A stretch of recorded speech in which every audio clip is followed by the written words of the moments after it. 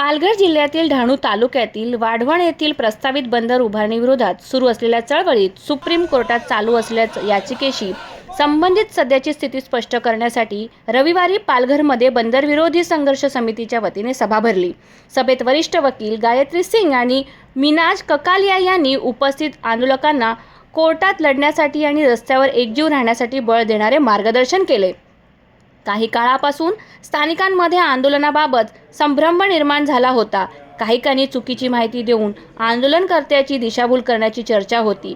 मात्र दोन्ही वकिलांनी प्रत्यक्ष स्थितीची संपूर्ण माहिती दिल्यानंतर आंदोलनकर्त्यांमध्ये नवचैतन्य निर्माण झाले असून आंदोलन आता आणखी तीव्र होणार असल्याचे बोलले जात आहे। आम्ही कोर्टात लढू, तुम्ही जमिनीवर लढा, असे ज्येष्ठ वकिलांनी स्पष्ट केले की न्यायालयात सादर केलेले पुरावे इतके ठोस आहेत की बंदर रद्द करण्यात मदत होईल। आम्ही सुप्रीम कोर्टात लढतो, तुम्ही जमिनीवर लढा, असे सांगून त्यांनी आंदोलकांना एकजुटीने उभे राहण्याचा संदेश दिला। 6 लाखाचे नुकसान भरपाईचे वादग्रस्त मुद्दे गायत्री सिंग आणि उपस्थितांना विचारले, तुमच्या उद्ध्वस्त होणाऱ्या अस्तित्वाची किंमत फक्त 6 लाख रुपये आहे का? यामुळे आंदोलनकर्त्यांमध्ये संताप व्यक्त झाला। भूसंपादनाबाबत ग्रामपंचायतीने विरोधातील ही ठरावी पाठवल्याचे आणि नमूद केले। न्यायालयाने सध्या बंदर बांधकामास स्थगिती दिल्याचेही वकिलांनी स्पष्ट केले।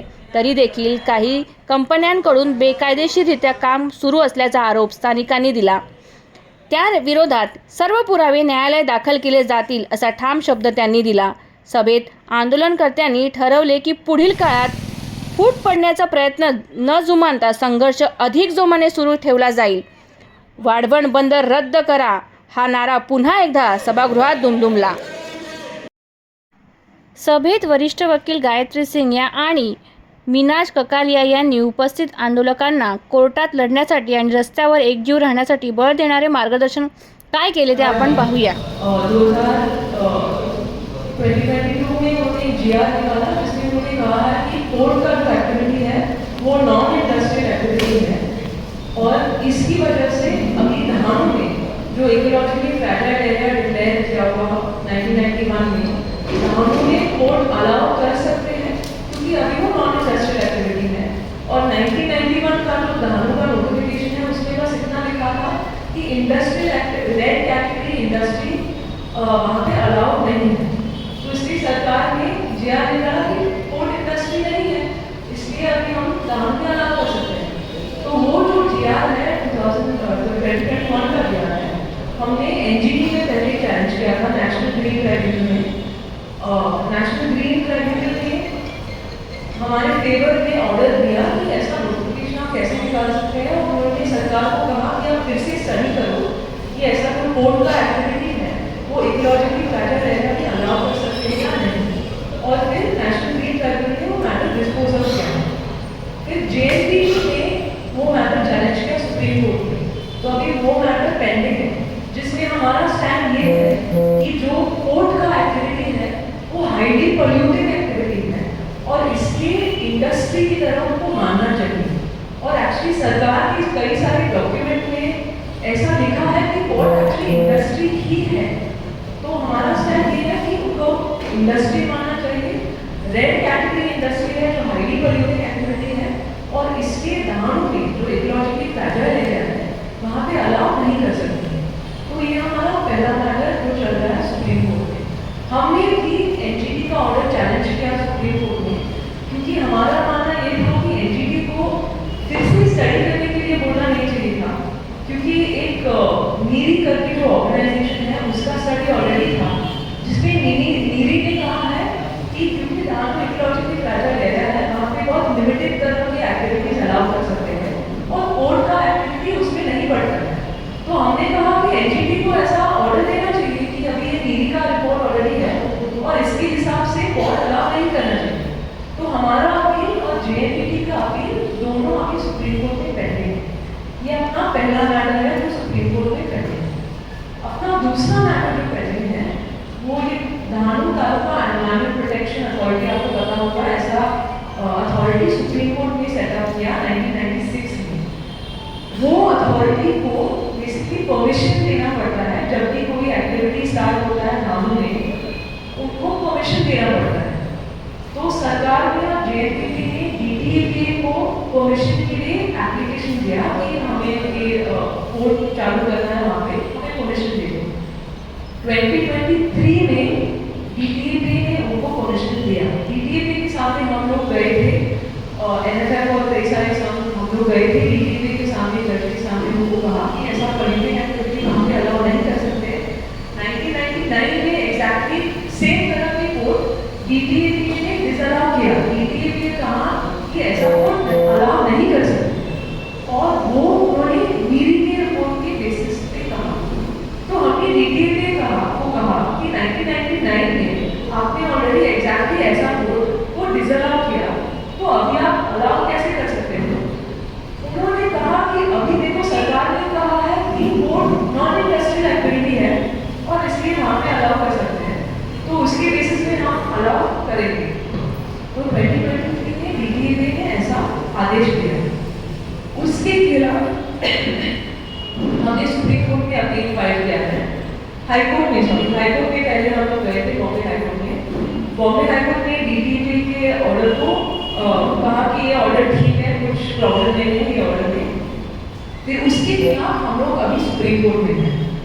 सुप्रीम कोर्ट में अभी वो मैटर का स्टेटस ऐसा है कि जो सरकार का वकील है उन्होंने सुप्रीम कोर्ट को एक टाइमलाइन दिया है कि ये टाइमलाइन के हिसाब से अभी हम कंस्ट्रक्शन शुरू करने के लिए सोच रहे हैं।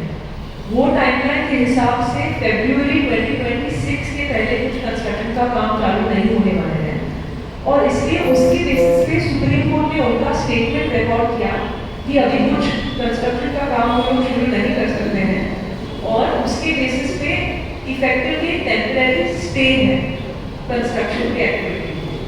तो ये बेसिकली अपना स्टेटस है सुप्रीम कोर्ट का, जो अपना दो मैटर्स है। और अपना नेक्स्ट डेट 28 अक्टूबर को है, और उसमें ऐसा भी अपडेट है कि अभी सुप्रीम कोर्ट ने JNPT को कहा, जब मैटर चल रहा था, सुप्रीम कोर्ट ने JNPT को कहा कि आपने 1999 में ऑलरेडी ऐसा प्रोजेक्ट डिसअलाउ किया, ये इकोलॉजिकली फ्रैजाइल एरिया है, वहाँ लोगों का लाइवलीहुड के ऊपर असर होने वाला है, तो आप क्यों ना एक इंडिपेंडेंट बॉडी को अपॉइंट करके स्टडी करो कि ऐसा एक्टिविटी हो सकता है या नहीं हो सकता है। ऐसा सजेशन सुप्रीम कोर्ट ने दिया JNPT को। तो JNPT ने फिर से मीरी को ही अपॉइंट किया है ऐसा स्टडी बनाने के लिए। वो स्टडी का एग्जैक्टली स्टेटस क्या है वो हमें उसका जानकारी थोड़ा हमें पता करना पड़ेगा। अभी तक उन्होंने सुप्रीम कोर्ट ने वो रिपोर्ट सबमिट नहीं किया है, लेकिन अभी मैटर 28 अक्टूबर को है, और उस डेट को हमें लग रहा है कि शायद JNPT की रिपोर्ट सुप्रीम कोर्ट के सामने रखेंगे, और फिर हमें भी अपॉर्चुनिटी देना पड़ेगा ये रिपोर्ट को पढ़ने के लिए और उसका रिस्पॉन्स देने के लिए, और फिर हमें देखना पड़ेगा सुप्रीम कोर्ट में एग्जैक्टली हमारा स्ट्रैटेजी क्या रहना है। तो ये बेसिकली हमारा जो कोर्ट का केसेस चल रहा है उसका स्टेटस है। मिनाज ने आपको संक्षिप्त में बताया अपना कोर्ट का मैटर के बारे में। मुझे थोड़ा और उससे आगे बढ़ के अपना संगठन के बारे में थोड़ा जोड़ने का दोनों चीज, और वो ये है कि एक और चीज जो मुद्दा जो रह गया, वो हम लोगों ने जो EC उनको मिला है, जो एनवायरमेंट क्लियरेंस मिला है, वो भी हम लोग ने चैलेंज किया है सुप्रीम कोर्ट में। EC बहुत ही इम्पोर्टेंट चीज है, क्योंकि जब हमारा मैटर हाईकोर्ट में चल रहा था तब उन्होंने वो EC लिया, और EC के बिना प्रोजेक्ट शुरू नहीं हो सकता है। तो ये टाइम के पीरियड में उन्होंने पूरा उसको कायदे में लाने की वजह से उन्होंने EC के लिए जो एप्लीकेशन किया, वो फाइनली अपना जब मैटर चल रहा था वो टाइम पे EC उनको मिला, इसलिए अभी हम लोग ने वो EC को भी अलग से चैलेंज किया है।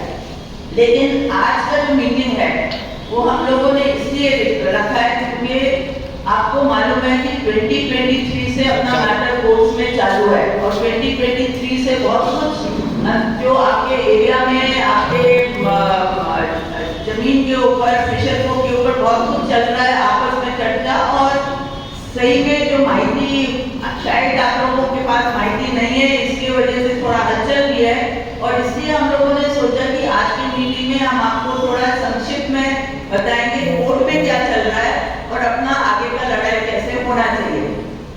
आज हमने सोचा था और बहुत लोग आएंगे, चल रहा है वो शायद लोगों तक हम लोग पहुंचाने का कोशिश करना चाहिए। तो पहला बात ये है कि अपना कोर्ट का लड़ाई 2023 से चल रहा है, और जैसे मीनान ने बताया 2023 से हम लोग DTPA में गए, DTPA के सामने उधर बहुत कुछ झगड़ा हुआ, और जो अथॉरिटी है उन्होंने जिस तरीके से उधर काम किया वो अभी डिटेल में बताने के लिए अपने पास टाइम नहीं है, लेकिन उनके जो कमेटी जो मेंबर थे और जो कमेटी के लोग उनका विरोध कर रहे थे, वो जो दो मेन जो लोग थे उनको उन्होंने बीच में जब अपना हियरिंग चालू था वो दोनों लोगों को निकाल दिया। वो दोनों लोगों को निकालने के बाद उनको अलग से हाईकोर्ट में जाना पड़ा उसका विरोध करने के लिए, और फिर जो DTPA के जो प्रेसिडेंट हैं उन्होंने खुद तय किया कि ये जो एप्लीकेशन है JLPT के का वो बराबर है, और वो उन्होंने मान्य किया बिना कमेटी के लोगों को साथ में लेते हुए, और अपना जो विरोध था उसका कुछ भी ऑर्डर के अंदर जिक्र है, एक शब्द का जिक्र नहीं है, इसलिए हम लोग हाईकोर्ट में गए। हाईकोर्ट में भी वैसा ही हुआ, उन्होंने बीच में जो EC लाने का था वो EC लाया और बाद में उसको कायदे में डालने का कोशिश किया, और अभी हम लोग सुप्रीम कोर्ट में हैं। सवाल 3 चीज का है। एक है कि जो फिशर folk जो है उनके ऊपर क्या अन्याय हो रहा है, वो भी आपको मैं थोड़ा शॉर्ट में बताना चाहती हूँ, क्योंकि ये हम लोग को समझना बहुत जरूरी है। और वो ये है कि जो बोर्ड के जो अधिकारी है वो भी मान्य कर रहे हैं, उनकी जो योजना है उसके अंदर भी है पूरा का पूरा जो फिशिंग एरिया है वो पूरा का पूरा रद्द होने वाला है, या उसका डिस्ट्रक्शन होने वाला है। और ये बात हम लोगों को समझने का कोशिश करना चाहिए, क्योंकि उनकी जो रिपोर्ट है, जो JLPT का LPA का जो रिपोर्ट है, उसमें उन्होंने बोला है कि हाँ जहाँ पे फिशिंग एरिया है उसका तो नाश होने वाला है, लेकिन हम ऑल्टरनेट जगह देंगे फिशिंग एरिया का जोन फिक्स करने के लिए हम एक अलग सा एरिया देने वाले हैं और वहाँ पे लोग फिशिंग करेंगे। मतलब ये इतना हंसी वाला बात है कि एक फिशिंग ऑल्टरनेटिव जगह देने वाले हैं, तो फिर वो उनको पहले से ही तय करना चाहिए कि ये फिशिंग एरिया किधर है, किधर फिशिंग करने वाले हैं, लेकिन उसका कुछ भी जिक्र नहीं है। सेकेंड बात ये है कि उन्होंने बोला है कि हम फिशिंग के जो लोग हैं उनको हम कॉम्पनसेशन देने वाले हैं। अभी कॉम्पनसेशन देने वाले हैं उसके ऊपर भी बहुत हलचल हो गया, लोगों का कहना है कि हम कॉम्पनसेशन लेंगे, लेकिन हम लोग यही आपको बोलना चाहते हैं कि ये कॉम्पनसेशन का जो बात है उसके बारे में कुछ भी योजना में कोई बात नहीं है। कॉम्पनसेशन कितना होने वाला है, कैसे होने वाला है, और जो कॉम्पनसेशन का जो उन्होंने जो फिक्स किया है वो ज्यादा से ज्यादा 6 लाख होने वाला है। मतलब जो पूरा का फिशिंग एरिया जा रहा है, लेकिन उसमें आपको सिर्फ 6 लाख का मिलने वाला है, पूरा आपका जिंदगी भर वो 6 लाख होने वाला है। तो सवाल हमारा इतना ही है कि ये हमको कॉम्पनसेशन नहीं चाहिए, हमारा जो जगह है, हमारा जो फिशिंग एरिया है वही हमको मिलना चाहिए। और उसके लिए एक जो मुद्दा जिसके ऊपर हम लोग ने चैलेंज किया है वो ये है कि हमको कॉम्पनसेशन नहीं चाहिए, हमारा जो फिशिंग एरिया वो वैसा का वैसा रहना चाहिए। ये बात के ऊपर आपको मान्य है या नहीं? क्योंकि इसके ऊपर ये बहुत हलचल चल रहा है और हमको समझना चाहिए कि जो लोग कॉम्पनसेशन मांग रहे हैं वो कितना भयानक चीज है, क्योंकि आप 6 लाख के लिए 2 लाख के लिए पूरा अपना जिंदगी भर का सत्यानाश करने वाले। एक ये बात है। दूसरी बात है कि जहाँ पे सोशल इम्पैक्ट असेसमेंट जिसको बोलते हैं कि जब कोई भी प्रोजेक्ट बनता है उसके पहले एक पूरा जो समाज में जो भी जिन लोगों के ऊपर असर होने वाला है उसका जांच होना चाहिए, उसका स्टडी होना चाहिए, कितने लोगों का उसका असर होने वाला है, कितने फैमिलीज है वगैरह वगैरह, उसका पूरा डिटेल एक स्टडी होना चाहिए। लेकिन अभी तक ये ऐसा है डिटेल में कोई भी स्टडी हुआ नहीं है।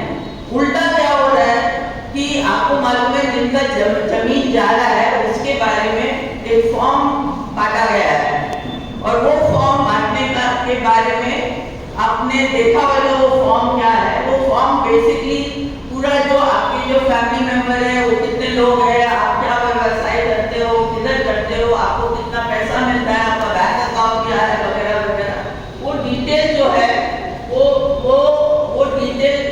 जो फॉर्म है वो किसके लिए बांटा जा रहा है, जिन लोगों का जमीन जा रहा है उसके बारे में।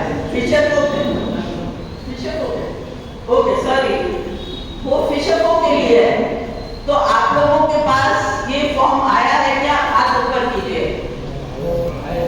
आया है। तो एक बात ये है कि हम लोगों को फॉर्म का सवाल नहीं है, ये फॉर्म हमारे पास आना चाहिए और हम भरना चाहिए, ये बात नहीं है। ये काम सरकार का काम है, और ये सरकार का काम क्या है कि पूरा जो माहिती है लोगों का माहिती, वो एक कोई इंडिपेंडेंट संस्था इसको जमा करना चाहिए और उसका स्टडी करना चाहिए। तो ताकि जो फैमिलीज है, कितने लोग हैं, वो सरकार करना चाहिए। हम लोग हमारा डिटेल जो देने का वो अलग से हम लोग देंगे, लेकिन पहला वो स्टडी सरकार की तरफ से आना चाहिए। ये पहला मुद्दा है, और ये मुद्दा हम लोगों ने सुप्रीम कोर्ट में भी उठाया है कि उसका स्टडी होना चाहिए, इंडिपेंडेंट स्टडी होना चाहिए। वो अभी तक सरकार ने किया नहीं, और ये प्रोजेक्ट शुरू करने के पहले ये स्टडी होना चाहिए। अभी सवाल ये है कि फॉर्म देना चाहिए या नहीं देना चाहिए। हमारा इतना ही मत है कि अभी जब सरकार ने ये स्टडी किया नहीं है, तो ये फॉर्म देने का क्या जरूरत है। और ये फॉर्म अभी हमने ये भी बात हम लोगों तक पहुंचाना चाहिए, क्योंकि बहुत ये मीटिंग हम लोग ने इसलिए अर्जेंटली लिया क्योंकि हमने सुना लोग फॉर्म भर रहे हैं और कॉम्पनसेशन ले रहे हैं। तो हमारा विरोध इसके बारे में है, क्योंकि ये बात अगर सरकार, प्रॉब्लम क्या है ये हम लोग समझना चाहिए कि जब मैटर कोर्ट में चल रहा है और अगर कोर्ट में मैटर हमारा कमजोर है, तो हम लोग समझ सकते हैं कि यहाँ पे लोग अपना पैसा भरना शुरू करो और फॉर्म भरना, लेकिन हमारा मैटर कमजोर नहीं है।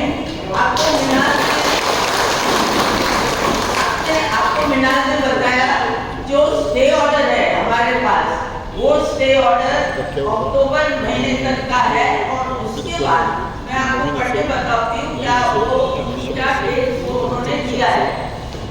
लैंड एक्विजिशन पहला शुरू होएगा। लैंड एक्विजिशन जिनका जमीन जा रहा है वो रोड की वजह से, रेलवे की वजह से, और जो उधर साइट होने वाला है, साइट ऑफिस होने वाला, उनका साइट ऑफिस, उधर भी कुछ जमीन जाने वाला है।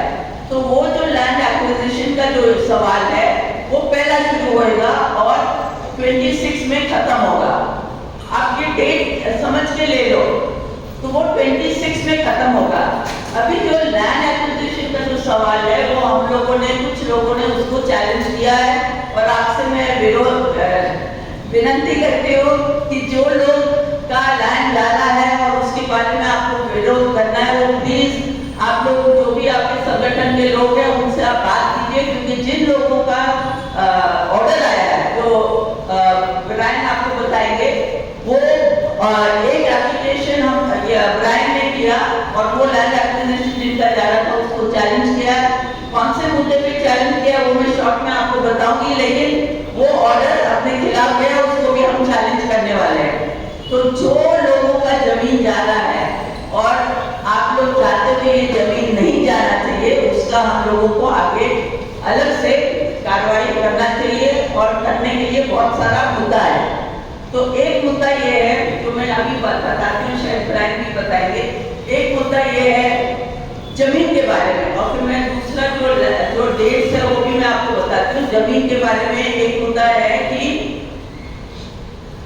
जिन लोगों का जगह जा रहा है लैंड रोड की वजह से, बराबर, रोड की वजह से कुछ लोग हैं इधर मीटिंग में जिनका जमीन जा रहा है, वो रोड कैसे जा रहा है, उन्होंने क्या नोटिस किया है, नेशनल हाईवे के अंदर जो प्रोसीजर है उसके अंदर उन्होंने नोटिस इश्यू किया है। अभी नेशनल हाईवे के अंदर बहुत सारा प्रॉब्लम्स है,